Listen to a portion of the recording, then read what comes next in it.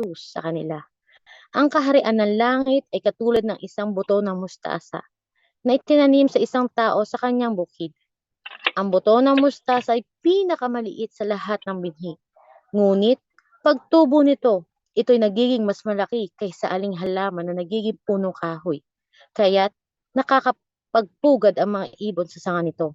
Nagsalaysay pa si Jesus ng ibang talinhaga. Ang kaharian ng langit ay katulad ng pampaalsa na inihalo ng isang babae sa 3 takal na harina hanggang umalsa ang buong masa ng harina. Ang lahat ng ito ay sinabi ni Jesus sa mga tao. Sa pamamagitan ng talinhaga ay wala siyang itinuro sa kanila nang hindi sa pamamagitan ng talinhaga. Sa gayon, natupad ang sinabi ng propeta. Magsalita ako sa pamamagitan ng mga talinhaga. Iahayag ko ang mga bagay na inililihim mula pa ng likhain ang daigdig. Pagkatapos, iniwan ni Jesus ang mga tao at pumasok siya sa bahay. Lumapit ang kanyang mga alagad at sa kanya at sinabi, ipaliwanag po ninyo sa amin ang talinhaga tungkol sa mapanirang damong tumubo sa bukid. Sumagot si Jesus, ang naghahasik ay mabuting binhi ay ang anak ng tao. Ang bukid ay ang daigdig. Ang mabuting binhi ay ang mga taong kabilang sa kaharian at ang mapaninirang damo naman ay ang mga kabilang sa masama. Ang kaaway na naghasik ng damo ay walang iba kundi ang diablo. Ang panahon ng pag-aani ay ang katapusan ng daigdig at ang mga tagapag-ani naman ay ang mga anghel. Kung paanong ang damo ay tinipon at sinunog, ganun din ang mangyayari sa katapusan ng daigdig. Ipag-uutos ng anak ng tao na ang kanyang mga anghel ay tipunin nila mula sa kanyang kaharian ang lahat ng nagiging sanhi ng pagkakasala at lahat ng gumagawa ng masama. Iahagis nila ang mga ito sa lumalagablab na pugon at doon ay mananangis sila at mangangalit ang kanilang mga ngipin. Ngunit ang mga gumagawa ng matuwid ay magliliwanag na parang araw sa kaharian ng kanilang ama. Makinig ang may pandinig. Ang kaharian ng langit ay katulad ng kayamanang nakabaon sa isang bukid. Nahukay ito ng isang tao, ngunit agad itong tinabunan. Tuwang-tuwa siya't umalis at ibinenta ang lahat ng kanyang ari-arian upang bilhin ang bukid na iyon. Ang kaharian ng langit ay tulad din ng isang negosyanteng naghahanap ng mamahaling perlas. Na makakita siya ng isang peras na napakahalaga, umuwi siya at ipinagbili ang lahat ng kanyang ari-arian at ibinili ng perlas na iyon. Ang kaharian ng langit ay katulad din ng isang lambat na inihagis sa dagat at nakahuli na sari-saring isda. Na mapuno ang lambat, hinila ito sa pangpang. Naupo ang tao habang tinitipon nila ang sisidlan na mabubuting isda at itinatapon naman ang isdang hindi mapapakinabangan. Gayon din ang mangyayari sa katapusan ng daigdig. Darating ang mga anghel, ihihiwalay ang mga masama sa matutuwid at ihahagis ang masasama sa naglalagablab na apoy. Dooy mananangis sila at mangangalit ang kanilang ngipin. Nauunawaan ba ninyo lahat ng ito? Tanong ni Jesus. Opo, sagot nila. Ang sinabi sa kanila, kaya nga, ang bawat tagapagturo ng kautusan na tinuturuan tungkol sa kaharian ng langit ay katulad ng isang pinuno ng sambahayan na naglalabas ng mga bagay na bago at luma mula sa kanyang taguan ng kayamanan. Umalis si Jesus mula roon matapos niyang isalaysay ang talinhagang ito. Umuwi siya sa kanyang bayan at nagturo sa kanilang sinagoga. Nagtaka ang mga nakarinig sa kanya kaya't kanilang itinanong, saan kumuha ng ganyang karunungan ang taong iyan? Paano siya nakakagawa ng mga himala? Hindi ba siya ang anak ng isang karpintero? Hindi ba si Maria ang kanyang ina at sina Santiago, Jose, Simon at Judas ang kanyang mga kapatid? At taga rito rin ang kanyang mga kapatid na babae, di ba? Saan kaya niya natutunan ang mga lahat ng yan? At sa hindi nila pinapaniwalaan. Kaya't sinabi ni Jesus sa kanila, ang isang propeta'y iginagalang kahit saan maliban sa kanyang sariling bayan at sa sariling sambahayan. At dahil ayaw nilang maniwala kay Jesus, hindi siya gumawa roon ng maraming himala. Purihin ang banal na salita. Amen po. Thank you, Sister Crystal. Imagine, naka 7 parables tayo. Okay? At nakita natin sa pamagitan ng pagsulat ng Banal na Espiritu, pinakita dito yung itinuro ng Panginoon habang siya ay nakasakay doon sa bangka at nagturo siya ng parables. Ang nakita nating unang parables of the sower, o yung talinhaga ng magasik. Pangalawa, talinhaga nung masamang damo, at yung anong tawag sa Tagalog niyan, trigo, mabuting trigo. At pangatlo, yung talinhaga ng mustard seed o yung buto ng mustasa. At pang-apat, yung talinhaga nung leavened bread o yung pangpaalsa, no? Doon sa tinapay. Okay? At lima, panglima ay yung parable of the treasure hid in the field.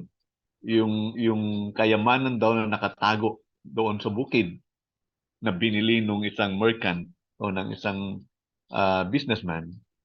Binili niya yung bukid dahil alam niya na meron nakatago doon ng kayamanan. Di ba? Ang sabi doon, binenta niya lahat ng kanyang mga ari-arian at ininvest niya doon sa field na yon. O, imagine niyo gaano kahalaga yung nakita niyang kayamanan. Okay? And then yung pang-anim, yung parable of the merchants of pearl. Parang ganun din. Binenta niya yung kanyang mga ari-arian at binili niya napakahalagang pearls na yon. At yung panghuli, it is the parable of the net. Yung parable na may nakahuli daw ng huli ng isda, naghagis ng lambat, at nung nakapaghagis na siya, hinila niya yung lambat at iba't ibang klase ng nahuli na isda. Merong mabuting isda at merong masamang isda. Okay? So, sa lahat ng 7 parable na to, ikino-connect ni Mateo yung kahalagahan doon sa lumang tipan. Di ba? Napansin ninyo? Sabi doon, ibubukan niya lang ang kanyang bibig sa pamamagitan ng mga talinhaga. Okay? Tapos yung iba, makikinig, ngunit hindi makakaunawa. That is in the Old Testament. Pero yung iba, kahit makinig sila na makinig, hindi nila maiintindihan yung talinhaga ng Panginoon. So, it was prophesied that the Messiah would speak in parables.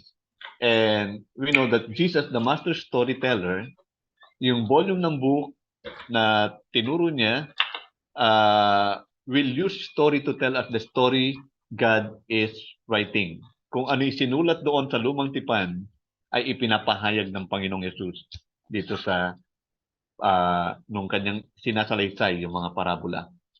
So, meron din dito na mga talinhaga na binigyan ng kahulugan.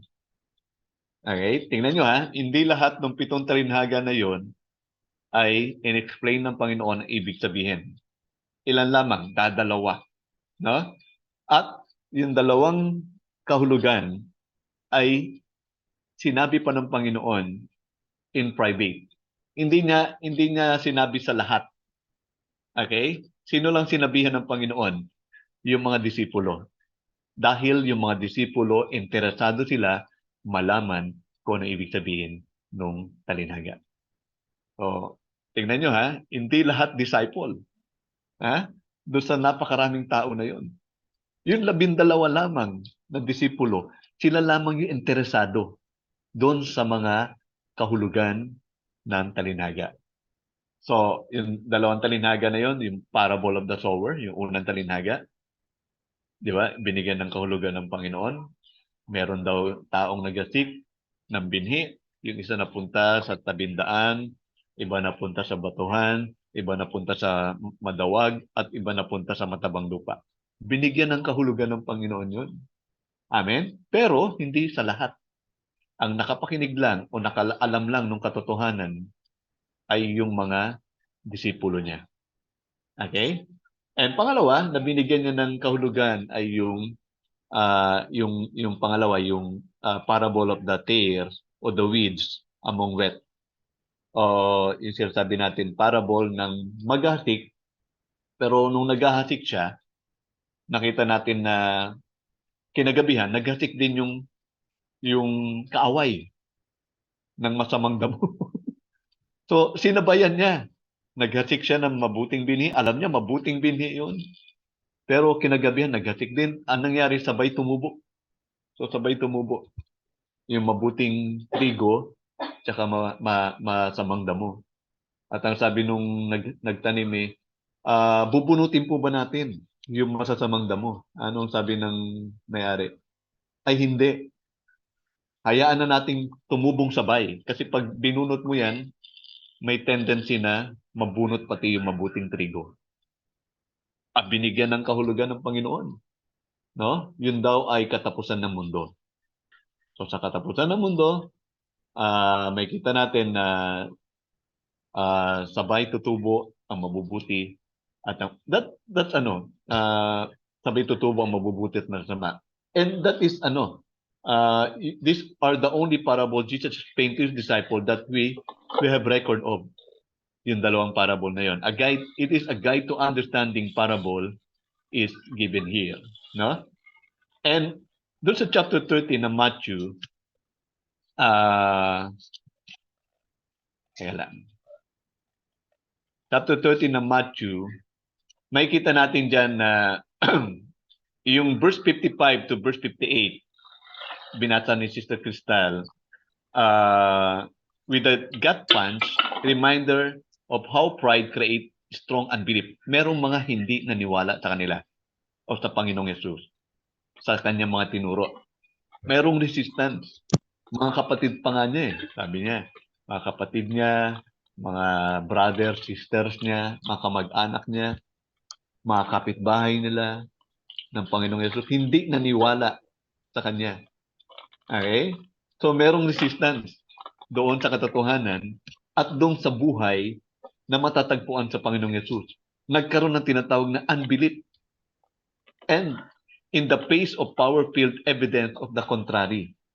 So, ando doon na yung evidence, ando doon na yung gustong sabihin ng Panginoon, ando doon na yung buhay, ando doon na yung liwanag, pero hindi naniwala.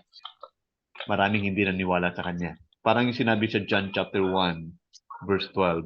Ang sabi doon, pumarito siya sa kanyang sariling bayan, o verse 11, pumarito siya sa kanyang sariling bayan, ngunit hindi siya tinanggap ng kanyang sarili niyang bayan. Hindi siya tinanggap.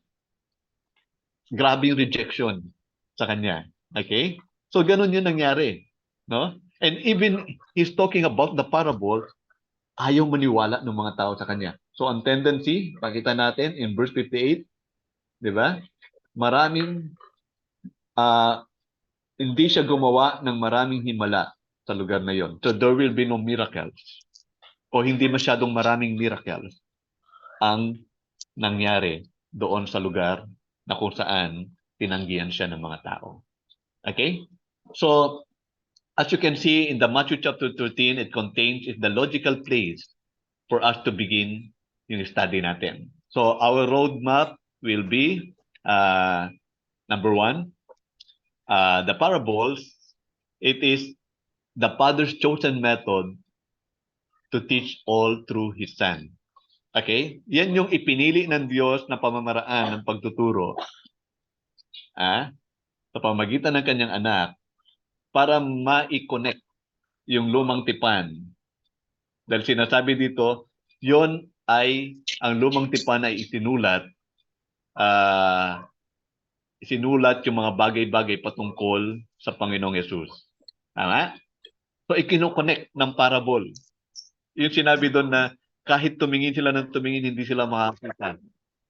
Kahit makinig sila ng makinig, hindi sila makakaintindi.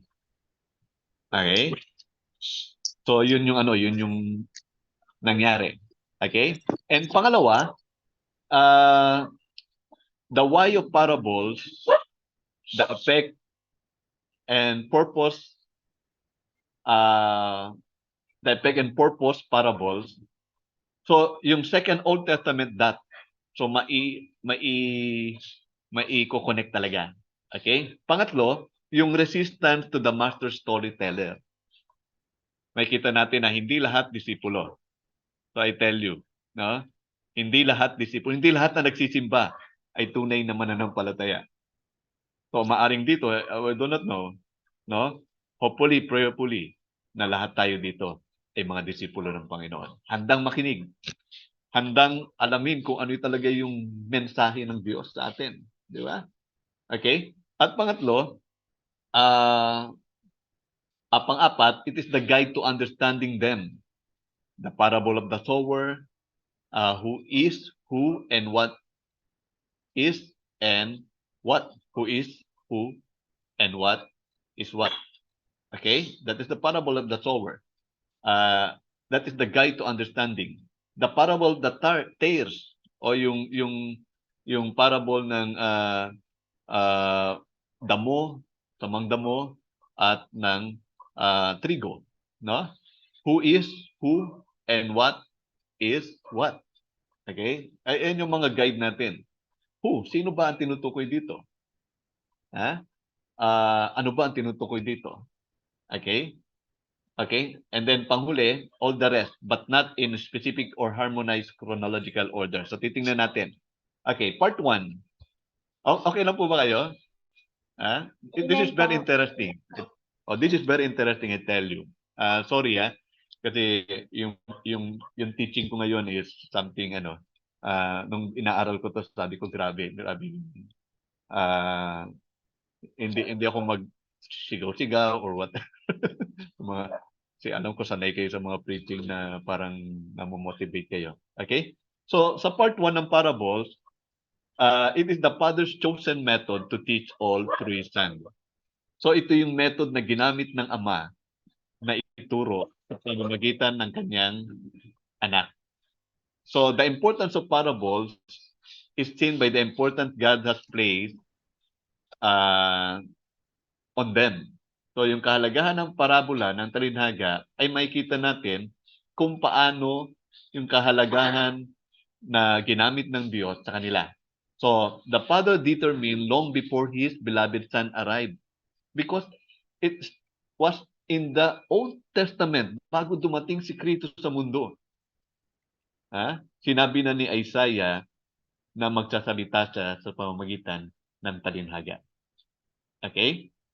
So, long ago in the Old Testament, so that His Son would communicate, so that Jesus will teach and reach out to mankind in story. Pamagitan ng talinhaga, ng istorya, ng parables. And parables are for the whole world, para sa lahat. Tingnan nyo yung parable ng mangasik. Alam nyo, naintindihan lamang yan. Mas naintindihan mo yan pag ikaw ay magsasaka. Tama? Kung marunong ka magtanim. Kasi alam mo, may mga napupunta talaga sa tabing daanan, may napupunta talaga sa tabing batuhan, o sa batuhan, may napupunta talaga sa dawagan, at may napupunta talaga sa mabuting lupa. Naintindihan mo yan because you are a farmer. Pero pag hindi ka farmer, ano kaya? Paano kaya ginagawa ng mga magsasaka? Ang alam ko lang, bumibili ako ng bigas tapos sinasain ko Pero there's a long method for that bago maging bigas yan. Ito, naranasan ko dito sa Nueva Ecija. Nagbubukid kami rito. So, grabe pala yung proseso. Hindi tayo kasi, bibili na tayo ng isang sakong bigas, piliin natin yung denorado, piniliin natin yung hasmin, masarap. Yun na. Pero you do not know what is the process for that. Di ba? So, ito yun, no? So, kaya nga, it is for the whole world kasi yung mga bagay-bagay na istorya na nangyayari dito sa mundo at ginagawa ng mga tao. So, parables are to be understood by His disciples. So, tingnan nyo naintindihan to ng mga disipulo niya. They are directed toward those that desire God. Ito ay nakadirekta sa mga taong talagang merong puso para sa Diyos. Okay? And to those that are hard of hearing, kahit ito rin ay para sa mga taong hindi makaintindi o bingi, hindi makarinig. And to those people who are resistant and even rebellious toward God. Okay? Para din to sa mga tao na nagre-rebelde laban sa Diyos. Kasi nga, sabi ng Yesaya, kahit makinig sila ng makinig, hindi nila maintindihan. Kahit tumingin sila ng tumingin, hindi nila makikita. Kasi nga, rebellious heart. Tama? Okay? And as a disciple, you heard Jesus teaching you via parables every day. So, yan, every day, nangungusap ang Panginoon sa atin. So, to relegate them to children's stories, to be willfully ignorant of the importance God gave them. Okay? So, Jesus' teaching by parables was prophesied. Hindi lang to basta nangyari. It was prophesied to teach us by parable is God's plan and chosen method. Okay? Tingnan nyo ha, plano to ng Diyos na magturo siya ng parables at ito yung pinili ng Diyos na pamamaraan ng pagtuturo ng Panginoong Yesus. Okay. In Matthew chapter 13, nakikita nyo rito, in 34 to 35, binasa ni Sister Crystal, sabi diyan, all these things Jesus said to the crowd in parables, indeed he said nothing to them without a parable. So this was to fulfill that was spoken by the prophet. I will open my mouth in parables. I will utter what has been hidden since the foundation of the world. In Living Translation, sabi dyan, Jesus constantly used this illustration when speaking to the crowd. In fact, because the prophet said that he would use so many, he never spoke to them without at least one illustration. Or in Living Translation, illustration or parable. For it had been prophesied, I will talk in parables, I will explain mystery, hidden since the beginning of time. In NASB, all these things, Jesus spoke to the crowds in parables, and he did not speak anything to them without a parable. Okay? So, we know that the prophet, King David, the chief musician, who is also a prophet, di ba? In Psalm 78, 1 to 8, ang sabi diyan, give ear, O my people, to my teaching. Incline your ear to the words of my mouth. I will open my mouth in a parable. I will utter dark saying from of old, and things that we have heard and know that our fathers have told us. We will not hide from their children, but tell the coming generation the glorious deeds of the Lord and his might and wonders that he has done. Okay? He established a witness in Jacob and appointed the law in Israel, which he commanded our fathers to teach to their children, that the next generation might know them, the children yet unborn, and arise and tell them to their children, so that they should set in God and not set in God. Sorry. To teach to their children, to the next generation, that know their children are unborn, so that they should set their hope in God and not forget the works of God, but keep his commandments, and that they should not be like their fathers, stubborn and rebellious generation, a generation whose heart was not steadfast, whose spirit was not faithful to God. Okay? So, basahin niyo yan. Psalm 78, 1 to 8. Okay, mga tanong. The parable figure prominently along with the story of the patriarchs. Ito ay istorya na hinango doon sa mga tinatawag nating patriarka, yung ating mga ama sa pananampalataya, na bawat henerasyon na may establish. Okay? Number 1, may establish yung pinasa natin, the glorious deeds of the Lord. So, pwede nyung ano yun dyan, para ma-establish yung kalwalatian na ginawa ng Diyos. Okay? Pangalawa, para makita yung kanyang kapangyarihan. Para makita yung kanyang kapangyarihan, his might. At pangatlo, para mapakita yung wonders that he has done. Yung magagandang bagay, kamanghamangang bagay na kanyang ginawa. Okay? At pang-apat, they should set their hope in God para yung kanilang pag-asa ay mapa sa Diyos. Hindi sa anumang material na bagay. Pansinin ninyo yung parable of yung binili niya yung perlas, mahalagang perlas.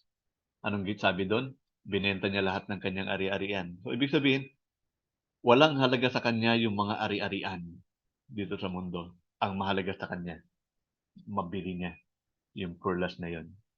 Okay? Para yung pag-asa niya, hindi doon sa mga material na bagay. Amen?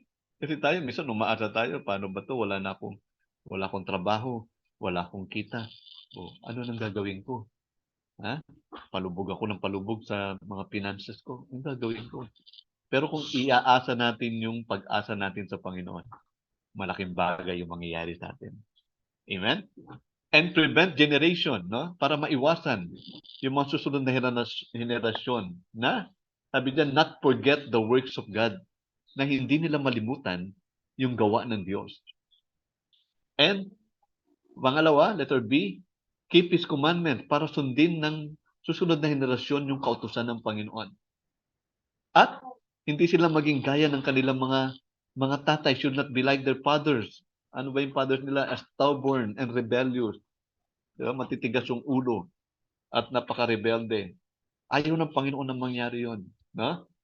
And whose heart was not steadfast. Diba? Yung mga puso na hindi tapat sa Panginoon.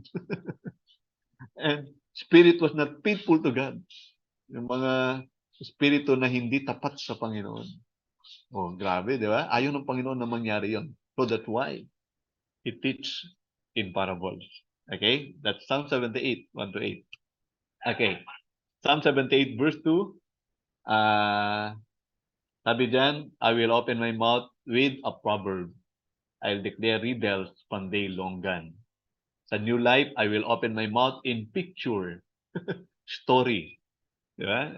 Sometimes you look for other version. Ganda, no? So, bubuksan ko ang aking bibig sa pamagitan ng mga picture story. Okay? I will tell things which have been kept secret from long ago. And sa Tree of Life, as a King James, I will open my mouth in parable. I will utter dark saying of old. Okay? In Tree of Life version, I will open my mouth with the parable. I will utter perplexing sayings from of old. Okay? So, andiyan pa ba kayo? Kaya pa ba? Okay. So, what are parables then?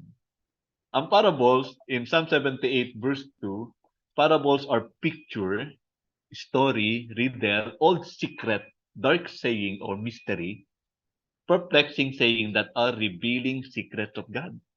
So pag nakita mo yung parable, naintindihan mo yung parable, pinapahayag nito yung sekreto ng Diyos na gusto niyang maintindihan mo. Hindi kagaya ng iba na kahit tumingin sila ng tumingin, makinig sila ng makinig, hindi nila maintindihan. Okay? So parable reveals hidden truth that are what? Eternal. So, are you interested for the eternal things? Dapat lang. Okay? Parables reveals the eternal. Okay? Jesus turned ears into eye by parables. Okay? Yung pakikinig nila, nakikita nila. And Jesus is the master storyteller. His story are short and strong. His story skillfully say a lot. Simpleng ano lang, kagaya ng unleavened bread. Konti lang daw na pampaalsa, pero umaalsa ang buong masa. Ano ibig sabihin nun?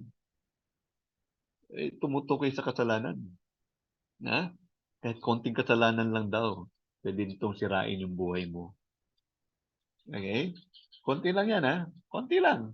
Pero it will live in the whole bread. Okay? So, his story skillful say a lot. Konti lang yung kwento na yon, yung parable na yon. Story of the living bread. And more than meet the eyes with an economy of words. Okay? So, Jesus' parable are the Word of God. And as the Word of God, they are alive.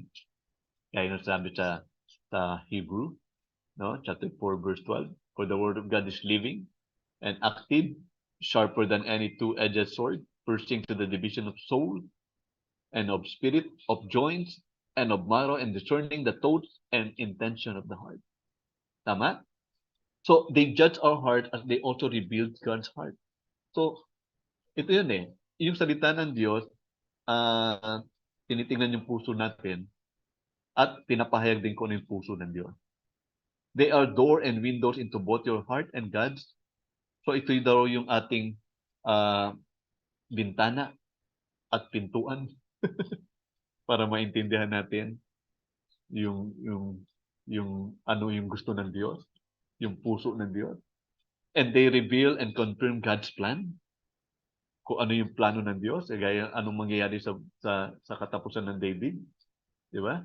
May mga mabubuting isda, may mga masasamang isda. Ibig sabihin, may mabuting tao, may masamang tao. Yung masamang tao, ano daw gagawin? Susunugin, tatapon, susunugin. Yung mabubuting tao, igagather ng Panginoon. Amen? So, tingnan nyo ha. So, as the Word of God,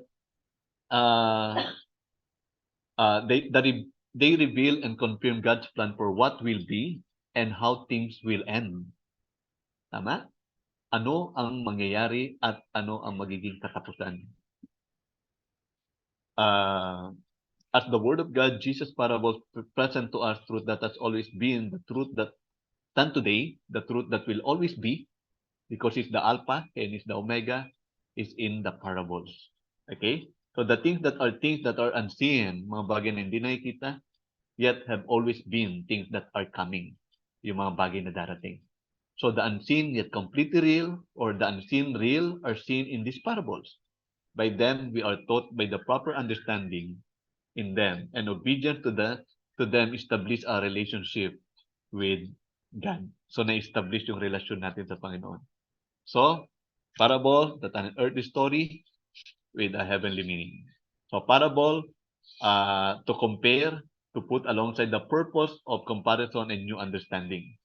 Okay? It is also a language with symbolic reference. Okay.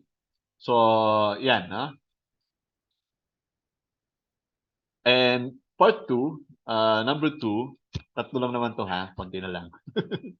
The part 2, the why of parables and their effect and purpose.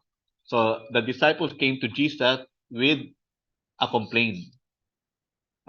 In Matthew chapter 13 verse 10, Jesus' disciple came to him and asked, why do you use story to speak to the people? No? Or why do you always tell parable? Bakit laging parable ang pagtuturo mo? Yan ang sabi ng Panginoon, sabi ng mga disipulo sa Panginoon. Tapos sabi ng Panginoon, sagot ng Panginoon, Jesus answered, I have explained the secret about the kingdom. Okay, so this is the exciting part. The parables, what the Lord Jesus is explaining the secret about the kingdom. Okay, of heaven to you, but not to others. Hello? God will tell you the secret about the kingdom of heaven to His disciple. See, yung disciple ang nagtanong eh. Tama? So sabi dyan, I have explained the secret about the kingdom of heaven to you, but not to others. But not to others. Hello? Diyan ba kayo? Alam nyo, mapalad po tayo. Because the parable ay, yung sikreto ay pinapahayag sa inyo. Verse 12, everyone who has something will be given more, but people who don't have anything will lose even what little they have. I use story, verse 13, I use story when I speak to them because when they look, they cannot see. Yung sinabi sa Isaiah. When they look, they cannot see, and when they listen, they cannot hear or understand. So kahit tumingin sila, hindi sila makakita. Kahit makinig sila, hindi sila makarinig o makaintindi. Verse 14, so God's word came true. So natupad ang sinalita ng salita ng Diyos. Just as the prophet Isaiah, ito yung sabi sa atin, na sinabi ni prophet Isaiah, these people will listen uh, and listen, but never understand. They will look and look, but never see. All of them have a stubborn mind. They refuse to listen. They cover their eyes. They cannot see or hear or understand. If they could, they would turn to me and I would heal them. But God has blessed you. Tingnan nyo. This is very napaganda. Ang sabi dito, but God has blessed you because your ears, your eyes can see and your ears can hear. Many prophets and good people were eager to see what you see and to hear what you hear. But I tell you, they did not see or they did not hear. Marami raw mga propeta ang gustong makita yung inyong nakita. Gustong marinig yung inyong narinig. Pero hindi nangyari sa kanila. Okay? So mapalad pa na tayo. Ha? So napakinggan natin yung parable. And that is a blessing for us. Mapakinggan mo lang at maintindihan mo lang, mga kapatid. Hallelujah. Isaiah 6:9-10. Then the Lord told me to go and speak this message to the people. You will listen and listen, but never understand. You will look and look, but never see. The Lord said, make these people stubborn, make them stop up their ears, cover their ears and eyes, and fail to understand. Don't let them turn to me and be healed. O, yan yun. Kinoconnect ng Panginoon yung Old Testament sa kanyang parable. Okay? Sa Message version, he said, go and tell these people, listen hard, but you are not going to get it. Look hard, but you won't catch on. Make these people blackheads. May blackheads pala, no? Ibig sabihin, stubborn head. Blackhead pala yan. Stubborn heads. With fingers in their ears and blindfold in their eyes, so they won't see a thing, won't hear a word, so they won't have a clue about what's going on, and yes, so they won't turn around and be made whole. So may mga taong ganun. Okay? So disciples are no to the inside scoop. So if you're a disciple, then you will know the secret. Okay? Another reason to study them fully. So truly the non-follower of Jesus see the parable as antidotal o parang walang halaga sa kanila o parang kwento lang ng mga lumang panahon. Yung mga hindi follower, parang kwento lang sa kanila. Okay? Antidotal to first century people and not eternal in power of consequence. Okay? Parang walang halaga sa kanila na hindi ito pang walang hanggan. Take note, ang parable, this is have a story of eternal, no? And also in the future. So the parable revealed the secret of God's kingdom. Being his disciple is the doorway to understanding. So it is God's intention that we understand them. Okay, pangalawa, I teach in parables, sabi ng Panginoon. Parables have two-sided effect. Dalawa ang effect niyan, parables. Okay? Letter A, to the heart of the disciples. Parables reveal, kung ikaw ay disciple ng Panginoon, yung parable ay magpapahayag sa iyo, magbibigay ng liwanag sa iyo, magpapahayag ng mga sekreto, magbubukas at tatanggap ka ng maraming bagay galing sa Panginoon. Amen? Gaya ng ginawa ng mga disipulo. Tinanong nila si Jesus at naintindihan nila yung mga mensahe ng parabola. At pangalawa, yung another side o effect is to the heart of the hardened. O rebellious and resistant to God. Pag ang puso mo naman ay matigas at may pagre-rebelde sa Diyos, ang parable daw ay papakinggan mo na parang hindi ka nakikinig. Maririnig mo pero hindi mo maintindihan. Makikita mo pero hindi mo papakita sa iyo pero hindi mo makikita. Bukas yung mata mo pero hindi mo makikita. Seeing known without knowing, without repentance. Such a heart is led into deeper darkness to lose even what they once had. Na lalong magpapabaon, lalong magdadala sa kadiliman pag ang puso mo ay matigas at hindi mo naintindihan yung mensahe ng parabola. So if they would turn back to God, God would heal them. Simple lang. Kung babalik sila sa Panginoon, makikita nila, maririnig nila, maintindihan nila.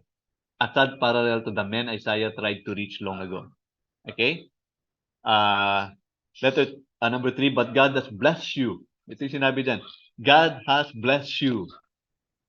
Why? Because your eyes can see and your ears can hear. In Him was light, and that light was the light of men. So, one logical reason for parables to be told is the story present the truth in the third person. So it separates the speaker and the hearer from direct conflict to conflict within the story. What is conflict and how to resolve it? It revealed through understanding in the story. And this allow those in conflict to save face at they led to repentance and reconciliation. Pag naintindihan daw, ako pala tinutukoy nito, kinakailangan magsisi ako. Okay? So, ito yung mga, sabi dito, what do you think, Rob the Pharisee? Palagay ninyo, yung habang nagtuturo ang Panginoong Yesus ng mga parabola at narinig nila yung tinuturo ni Jesus. And the big one was his parable. For they could see their own rebellious heart. Dahil nakita nila yung kanilang pagre-rebelde sa Diyos. They could see their own rebellious heart, intention through them. And Jesus exposed and pierced their hard, self-righteous heart through this parable. Tingnan niyo yung Matthew 21, 45 to 36. Siguro, meron ba dyan Tagalog? Andyan ka pa, Sister Krista?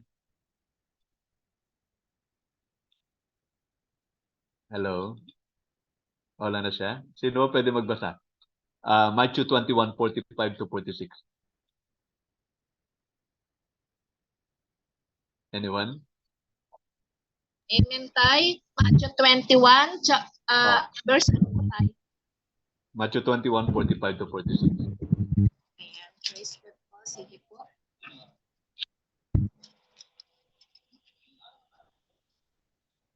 Ayan. Matthew 21, verse 41.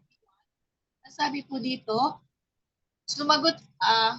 sumugod sila, pilipulin niya ang mga buhong na iyon at paalagaan ang ubasan sa ibang kasama na magbibigay sa kanya ng kaparte sa panahon ng pamimitas. 42, tinanong sila ni Jesus, hindi ba ninyo nababasa ang talatang ito sa kasulatan? Ang batong itinakwil ng mga tagapagtayo ng bahay, ang siyang naging batong panulukan. Ginawa ito ng Panginoon at ito'y kahanga-hanga. Amen?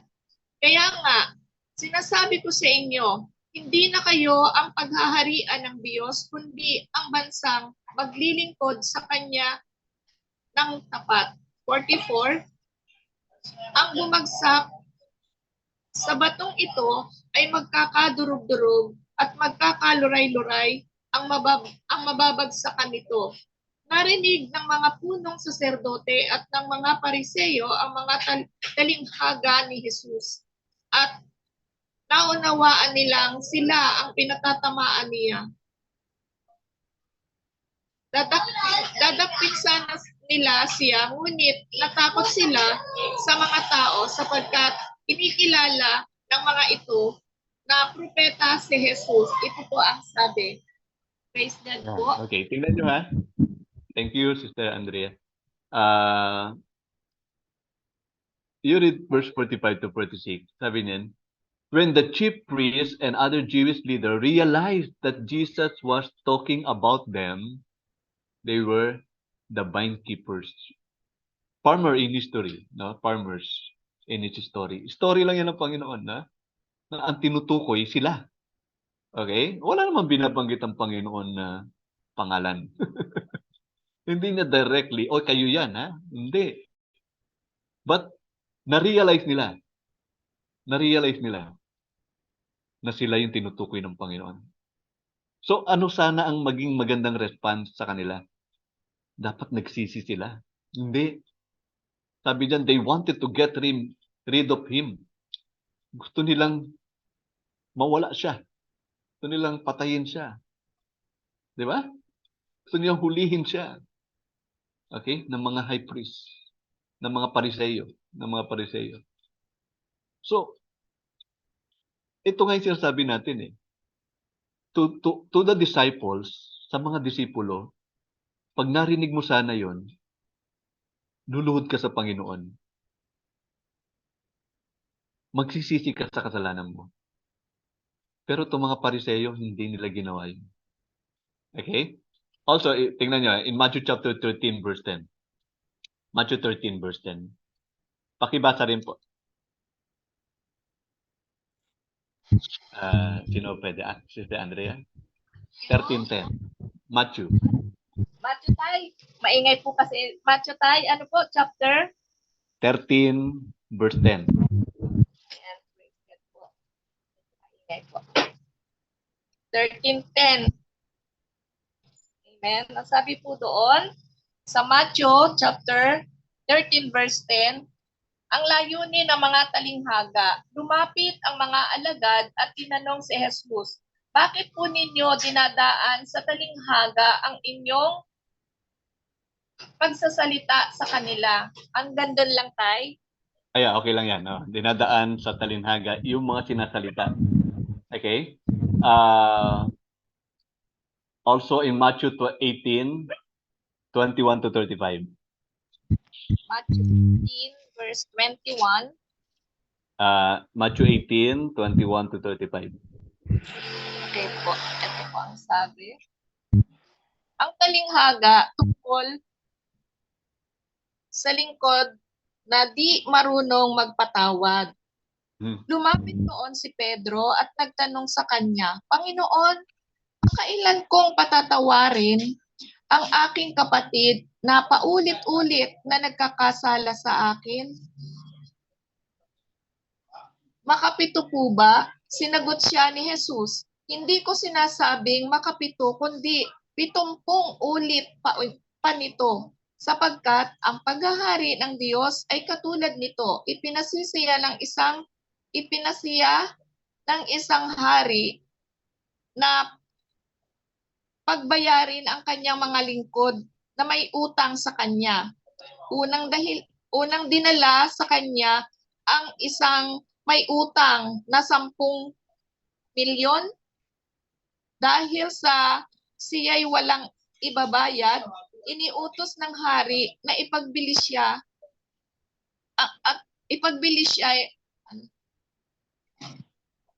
dahil sa siya'y walang ibabayad, iniutos ng hari na ipagbili siya ang kanyang asawa, mga anak at lahat ng ari-arian upang makabayad. 26, nanikluhod ang taong ito sa harapan ng hari at nagmakaawa. Bigyan pa ninyo ako ng panahon at babayaran ko sa inyo ang lahat. Naawa sa kanya ang hari kaya ipinatawad ng kanyang mga utang at pinayaon siya. Ngunit pagkaalis niya roon ay nakatagpo niya ang isa sa kanyang kapwa lingkod na may utang na 500. Sa kanya, sinunggaban niya ito at sinakal. Sabay wika, magbayad ka ng utang mo. Naglumuhod iyon at nagmakaawa sa kanya. Bigyan mo pa ako ng panahon at babayaran kita. Ngunit hindi siya pumayag. Sa halip, ipinabilanggo niya ang kanyang kapwa lingkod hanggang sa ito'y makabayad. 31. Nang makita ng kanyang mga kapwa lingkod ang nangyari, sila'y labis na nagdamdam. Pamunta sila sa hari at isinumbong ang nangyari. Kaya't ipinatawag siya ng hari. Ikaw, napakasama mo, sabi niya. Pinatawad kita sa utang mo sapagkat nagmakaawa ka sa akin. Nahabag ako sa iyo, hindi ba dapat ka ring mahabag sa kapwa mo? At sa galit ng hari, siya ipinabilanggo hanggang sa mabayaran niya ang kanyang utang. Gayon din ang gagawin sa inyo ng aking amang nasa langit kung hindi ninyo patatawarin ang inyong kapatid. Purihin ang Diyos sa kanyang salita. Okay. Amen. So, tingnan nyo ha. May nagtanong sa kay Pedro. May nagtanong na bata. Ang tanong is, how many times should I forgive my brother? Ilang beses ko bang patatawarin ang kapatid ko na nagkasala sa akin? Okay? 7 beses po ba? Anong sabi ng Panginoon? No. It must be 7 times 7. O 70 times 7. May 70, no? So, kung i-compute mo yan, that is 490. Pero pag masyado kang legalistic, ang gagawin mo, 1, nakakaisa ka na ha, nakakadalawa ka na, nakakatatlo, hanggang sa pagdating ng 49 490, tama na, hindi na kita pwedeng patawarin. Pag legalistic ka, ha? Pag legalistic ka. So, makikita natin dito, yung give us the number so we can keep a tally and then know when to quit. Okay? They offered what they thought was a generous number. So iniisip nila, ganun lang pala karami, pwede na yun. Pag lumagpas ng 491, hindi ko na pwede. Ganun ba? Ganun ba yung pagpapatawad na gustong sabihin ng Diyos sa kanya? Okay? So they offered what they thought was a generous number, and Jesus exponentially multiply it. Multiply ng Panginoon. Then Jesus promptly told them a story, yung sa Matthew chapter 18, 21 to 35. And that story end badly for the one who will not share. Okay? Pero nakita natin dito, ang ganda nung nangyari kasi pinatawad siya ng hari. Tama ba? Pinatawad siya ng hari.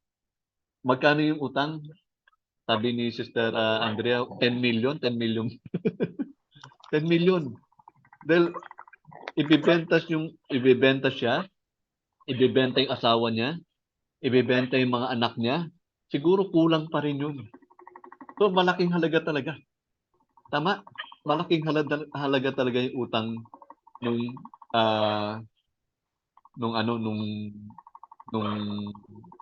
alipin. So, anong nangyari? Nagmakaawa siya sa hari.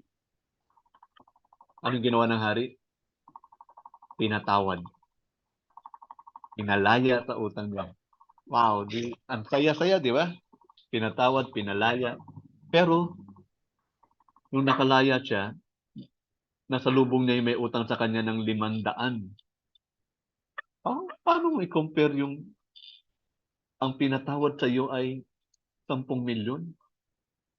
Tapos ang may utang lang sa iyo ay 500? Pero ang gusto mo, ang ginawa nung alipin, pinakulong hanggang sa mabayaran yung 500? Di ba? Yung ba yung gustong ituro ng Diyos doon sa lalaki? Hindi. So, as we can see here, this is an understanding of God's heart that not come from knowing the number of when. No? Parang ginawa lang ng Panginoon Jesus yun na, sige, hanggang 490 lang. But that's a lot of number. But we have to understand yung puso ng Diyos. It does not come from knowing the number of when we write someone off, na kung kailan lang natin pwedeng patawarin ng kapwa natin. And by applying the story told to ourselves, ilang 500. Take note, in 10 million, ilang 500 pesos. That is more than 490, as you can see. And Jesus treated his disciples like sons. In this way, they could see the Father's heart, and Jesus did this through a story. Okay? Nakita niyo yung parable na yun. Parable yun Pero kung maintindihan lang natin yung klase ng pagpapatawad na nais ng Diyos, hindi nabibilang sa pamamagitan ng yung daliri. Hindi nabibilang sa pamamagitan ng 490. In example lang ng Panginoon yun, it can be 490. Okay? So, look at it, no? Sabi ko nga sa inyo, yung 10 million, you divide it by 500, and that is not only 490. But ang sinasabi ko sa inyo dito, maintindihan natin yung pagpapatawad. Yung puso ng Diyos sa pagpapatawad. On that parable, no? And the last one is, I just want to close on this. Part 3 din tayo. May mga resistance doon sa parable. May mga resistance sa storyteller. In chapter 3 ng Matthew kanina, makita natin doon, because of their strong unbelief in the face of wonderful evidence to the contrary. Okay? At nakita even kanyan yung mga kapatid niya hindi naniwala, yung mga kapitbahay niya hindi naniwala. Sino ba to? Ito si Jesus na anak ng karpintero, anak ni Maria. Ha? Kapitbahay lang naman natin to diyan sa pinanganak na sa Bethlehem. Lumaki sa Nazareth. Di ba? Sino to? So para sa kanila walang kwenta yung mga tinuro ng Panginoon. I tell you, pero sa mga disciples ng Panginoon, yung turo ng Panginoon ay magbibigay ng pagpapala sa iyo. Diba sabi ng Panginoon, blessed are you when you see them, no? When you look at them, then you see them. When you hear it, then you understand. Okay? So here's a commentary in the story of the way mankind pride resist the essential character of God told throughout this story. That being God dwells within the humble. So tandaan ninyo, ang Panginoon ay nananatili sa mga taong mapagpakumbaba. Ang mga taong mapagpakumbaba, sila yung makakaintindi ng mensahe, ng sekreto, ng kaharian. Okay? So, gaya nung nangyari kay Adan, yung plano ng Diyos kay Adan ay he rejected the design. Adam rejected the design and purpose of God. Okay? And then the Godhead, the Father, the Son, with the Word of God, and the Holy Spirit has always been delighted to place their glory and majesty within a clay, humble vessel. Tandaan niyo yan. Gusto manangan ng Panginoon sa mga taong mapagpakumbaba. Okay? God's strength is made perfect in weakness. God exalts the humble and brings down the prideful. God was pleased to take an 80-year-old fugitive. Sino yon? Si Moses. Ginamit ng Diyos si Moses na napaka-humble na tao. Di ba? Bakit siya napaka-humble? Anong trabaho ni Moses? Doon siya nakatira sa palasyo, pero hindi pinili niya na manahan doon sa piling ng mga tao ng Diyos. Okay? So, God was pleased to take an 80-year-old fugitive from justice, a sheep herder. Nag-alaga siya ng mga tupa, and equipped only with the shepherd's staff and humility, and to become the deliverer of God's own nation out of slavery in Egypt. Also, God took a humble shepherd like David, a guitar-playing teenager, and the promised Messiah takes on himself the clay pot humility of man to reveal the glory of God in the face of Jesus. So many then, as with the skeptic of today, see in Jesus, out of the word, wisdom, and mighty work. Okay? So, many then, they saw this humble childhood being a carpenter's son. Ang Panginoong Yesus, nakita nila na sa pamagitan ng Panginoong Yesus, nagpapakumbaba niya na anak ng karpentero. Knew his mother, knew his brother, knew his sister, and discaused them to be offended and discredit him. Offended? Yes, they are offended. They proclaim, how can these things be? Di ba? Basahin yan.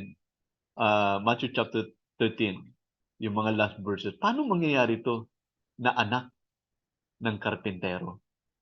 Anak ni Maria na taga Nazareth. Di ba? How can these things be? from a pure heart that was willing for God to perform this will in her. So true to that's one, true to system. Take note, when the Antichrist came or comes, when the Antichrist comes, all the world will flock to his arrogance. Mapagmataas ang Antichrist. Full of pride and follow him into everlasting destruction. Which is a wild contrast to those who follow Christ. Di ba? Kakaiba sa pagsunod sa Panginoon.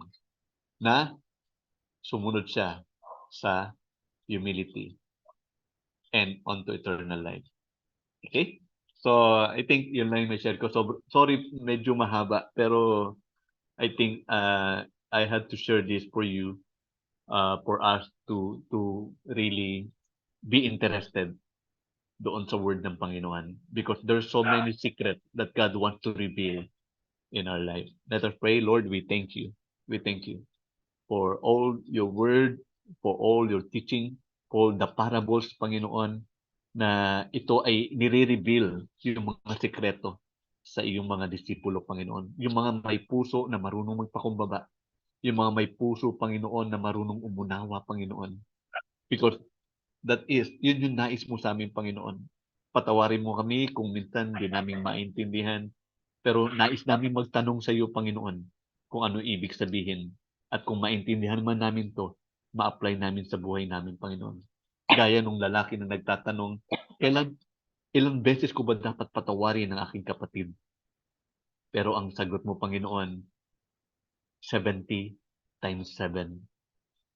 Hallelujah. And we know that's only an idiomatic expression, Panginoon, that your heart is very much willing to forgive, gaya na sinabi mo, Panginoon, sa aklat ng Awit 103, kung gaano kalayo ang silangan sa kanluran, ganun ako magpapatawad. Ganun ko ilalayo ang kasalanan ninyo. Hallelujah. So napakabuti mo, Ama, na maintindihan namin yung puso mo, maintindihan namin yung nais mo, maintindihan namin ang iyong mga salita, Panginoon. And thank you for all the parables that you are teaching by the Lord Jesus Christ to us. Thank you, Heavenly Father, because these parables have an eternal meaning. Hallelujah. An earthly story, but have an eternal meaning. This is a secret that we have to learn. In the mighty name of Yeshua, we pray. Amen. Amen. Thank you. Praise God. Thank you po, Tatay Reb, sa napaka-bless na mensahe po na ipinahatid po ng Panginoon sa buhay nyo at talagang dumaloy po sa amin. So, paumanhin po mga kapatid, bigyan niyo po ako ng pagkakataon na maihayag ko yung tumama sa akin sa mensaheng ito at alam ko hindi po ito accident. Kung bakit ito'y talagang hindi po sinasadyang mabasa ko itong mensaheng ito ng Panginoon po. At ako pa mismo talaga yung tinawag ni Tatay Reb na magbasa nito. Sa totoo po mga kapatid and Tatay Reb, nag-alarm po si Lord sa buhay ko ngayon doon sa mensaheng ito na pinabasa niyo sa akin. Yung tungkol sa pagpapatawad sa ating kapatid. Ayan.